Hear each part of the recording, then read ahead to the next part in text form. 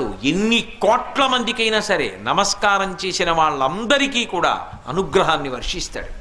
అందుకే సదాబాల రూపాపి విఘ్నాద్రిహంత్రి. అటువంటి ఓ విఘ్నేశ్వరుడా, బాలరూపంలో ఉన్నప్పటికీ కూడా అందరినీ అనుగ్రహించగలిగినటువంటి వాడా, మహాదంత వక్త్రాపి పంచాస్యమాన్య. ఇదో విచిత్రం. మహాదంత వక్త్రాపి, దంతి అంటే ఏనుగు, దంతములు ఉంటాయి కాబట్టి లోకంలో అన్ని ప్రాణులకు దంతాలు ఉంటాయి, పళ్ళు మనం అందరం తింటాం.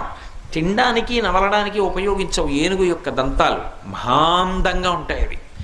అంత అందంగా ఉండే దంతములతో తిరుగుతూ ఉంటుంది కాబట్టి ఏనుగుకి దంతి అని పేరు. ఏనుగు అంత గొప్పదైనా ఏనుక్కో లక్షణం ఉంది. అది సింహం కనపడింది అనుకోండి భయపడిపోతుంది, సింహానికో లక్షణం ఉంది. ఏనుగు కనపడింది అనుకోండి బలవంతటిని